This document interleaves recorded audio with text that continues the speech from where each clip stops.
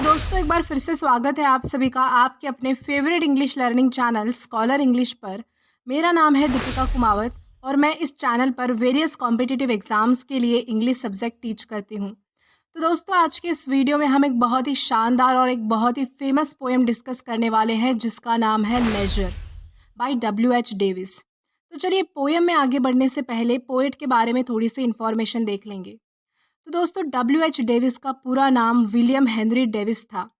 W.H. Davis का जन्म 3 जुलाई 1871 Newport United kingdom में हुआ था। W.H. Davis poet and writer थे। उन्होंने अमेरिका छोड़ दिया था और एक आवारा की तरह अपना जीवन व्यतीत किया। अजीबोगरीब काम किए, भीख मांगी और एक जगह से दूसरी जगह यात्रा की। एक ट्रेन एक्सीडेंट में उन्होंने अपना एक पैर खो दिया और वो जल्द ही इंग्लैंड लौट आए। उन्होंने अपनी सबसे पहली बुक द सोल्स डिस्ट्रॉयर को खुद प्रकाशित किया था। उनको आखिरकार 1908 में पॉपुलैरिटी मिली जब उनकी book the autobiography of a super tramp ने जॉर्ज बर्नार्ड शॉ का ध्यान खींचा। उनकी कुछ सबसे फेमस पोएम्स है leisure, the kingfisher and rich और पुअर। और लास्टली उनकी डेथ जो है वो 26 सितंबर 1914 नेल्सवर्थ यूनाइटेड किंगडम में हुई थी। तो ये तो हमने बात की पोएट के बारे में। अब अगर बात करें पोएम की तो हमारी पोएम का टाइटल है लेजर, जिसका मतलब होता है फुर्सत यानी कि खाली समय, फ्री टाइम। तो पोएट इस पोएम के ज़रिए ये बताना चाहते हैं कि हम हमारे जीवन में इतने बिजी हो गए हैं कि हमारे आसपास होने वाली छोटी छोटी चीज़ें जो हमें खुशियाँ दे सकती है उनको देखने के लिए हमारे पास वक्त ही नहीं है। हमारी ज़िंदगी भाग-दौड़ भरी है, जिसमें हम बहुत ज़्यादा टेंशन में हैं, हमारी लाइफ हम एन्जॉय नहीं कर पाते, हम नेचर की सुंदरता को नहीं देख पाते। हम अपनी रोज़मर्रा की भाग-दौड़ में इतने उलझे हुए हैं कि हम उन सरल खुशियों और सुंदरता को खो देते हैं, जो हमें अपने चारों ओर मिल सकती है।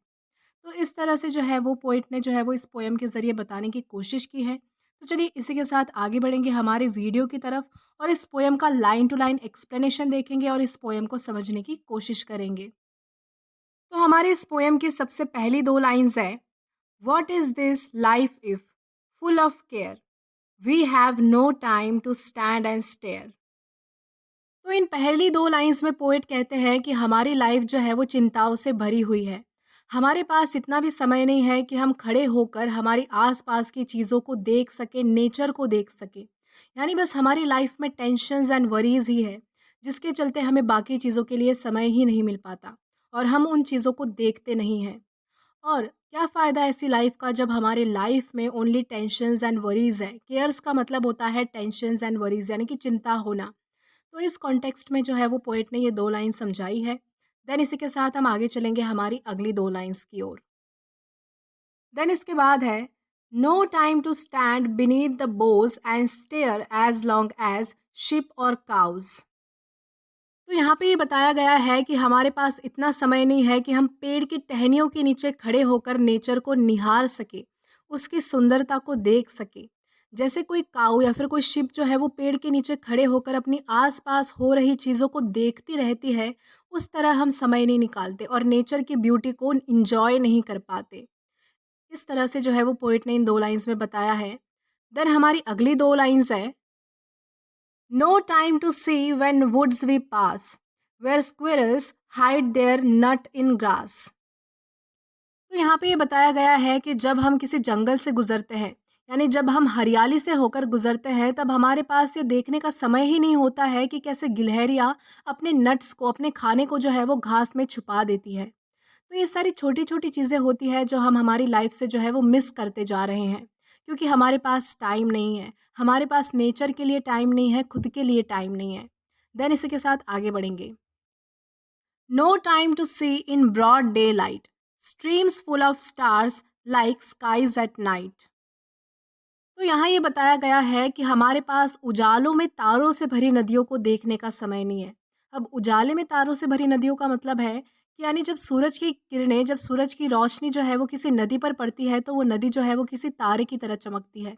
ऐसा लगता है कि बहुत सारे तारे जो है वो वहाँ पर आ गए हैं। तो वो सारी सुंदरता, वो सारी ब्यूटी जो हमारे नेचर में है वो देखने के लिए हमारे पास टाइम नहीं है। और रात के आसमान को भी हमारे पास निहारने के लिए समय नहीं है। रात के समय जो है वो आसमान में बहुत सारे तारे होते हैं और आसमान जो है वो बहुत ही ज़्यादा सुंदर और ब्यूटीफुल लगता है। तो हम ये सारी चीज़ें जो है वो ये सारी सुंदरता को नहीं देखते हैं। इतनी सारी चीज़ें, इतनी सारी सुंदर-सुंदर चीज़ें हमारे आस-पास होती है, लेकिन हमारे पास फुर्सत ही नहीं है, हमारे पास फ्री टाइम ही नहीं है कि हम ये सारी चीज़ें एन्जॉय कर पाएँ या फिर खुद के लिए भी वक़्त निकाल पाएँ। देन इसके बाद है, no time to turn at beauty's glance and watch her feet how they can dance. तो इन 2 लाइन्स में ये बताया गया है कि हमारे पास इतना भी समय नहीं है कि हम किसी ब्यूटीफुल चीज़ को, हम किसी ब्यूटी को, सुंदरता को एक झलक देख सकें। ग्लांस का मतलब होता है जल्दी से देखना, एक झलक देखना। तो यहाँ एक लड़की की बात हो रही है कि हमारे पास समय नहीं है कि हम सुंदरता को निहारें, उसकी तारीफ़ करें, उसको आँख भर के, मन भर के देखें। उसके पैरों को देखें कि वो किस तरह से डांस कर रही है, उसके पैरों की पोज़ीशन को हम जो है वो अच्छे से देखें, इतना हमारे पास टाइम नहीं है। तो यहाँ पे जो है वो एक लड़की को किसी नेचर के साथ जो है वो कंपेयर किया गया है, पर्सोनिफ़ाई किया गया है।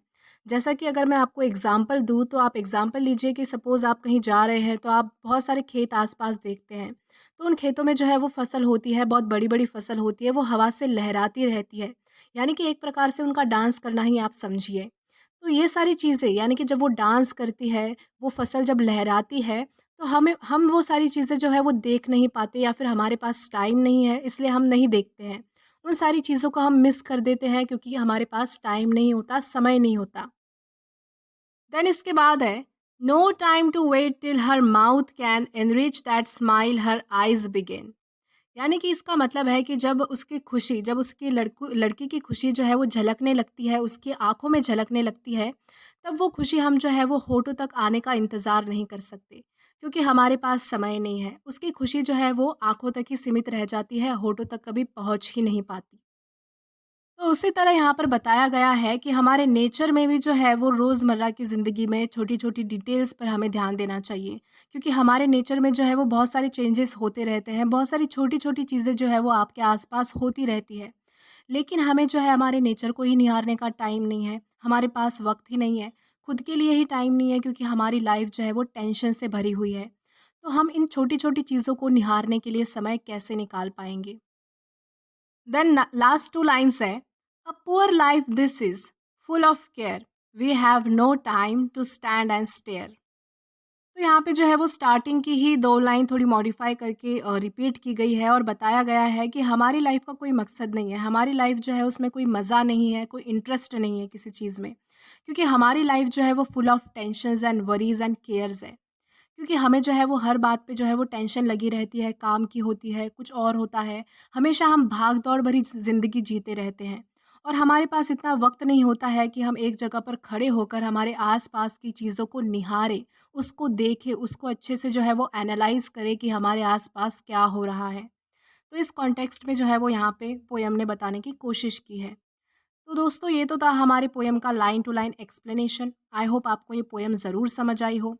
और अगर आपको ये पोएम पसंद आती है और समझ आती है तो do like this video, subscribe the channel and share as much as you can. और अगर आपने इससे पहले वाले वीडियोज़ नहीं देखे हैं तो आप यहाँ पर क्लिक करके वो पहले वाले वीडियोज़ भी देख सकते हैं। Till then keep learning. Thank you.